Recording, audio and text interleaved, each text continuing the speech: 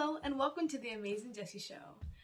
This week I will be doing part 2 of the series, What is on Your Mind? And if you haven't watched part 1, I strongly encourage you to go watch part 1. But if you have, let's get into part 2.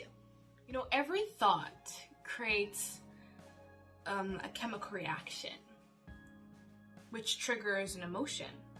And the more we engage with this thought, our body soon starts to react to this emotion. The more we engage, the more we think about these, it becomes a habit. And because we've repeated this thought pattern so many times, it becomes rooted in who we are. And as I said last week, our thoughts reinforce our beliefs, and our beliefs have come to define who we are, and as I said, the reality we experience. Now, this is a bit of a reiteration of what I said last week, but if we believe that we're a failure, then we will view every mistake we make as to affirm that we are indeed a failure. And every time we succeed, we will say, you know what, it's just luck. And that's how our beliefs start to create our reality. And then we soon start to act and feel in every way that just affirms our belief or affirms it. And then what happens?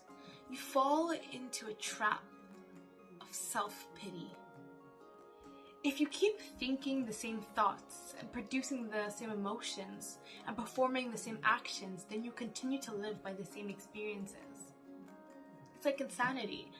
If we use the same process, how can we expect a different outcome?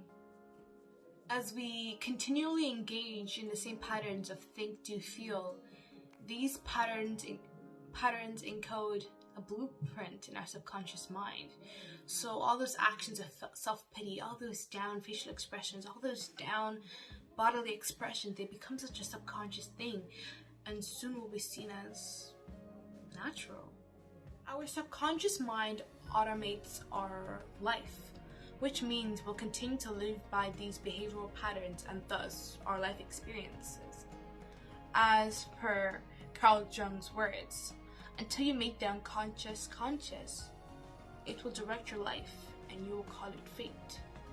So until you consciously look at your thoughts and you say, now this is negative, this isn't it, until you can do that, you will look at your life and you'll see it going downhill.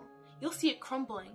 And you'll say, well, I guess it was meant to happen. So the question is, how do we change our reality? How do we change our everyday life that makes us want to sleep in bed all day? Makes us say, well, it isn't worth it. Come back next week. I'm really sorry, but there's going to be a part 3 and it's going to be wonderful. So don't forget to come back next week. And remember, it's all about Jesus. Like, comment, share, and subscribe. Thank you. See you next Saturday.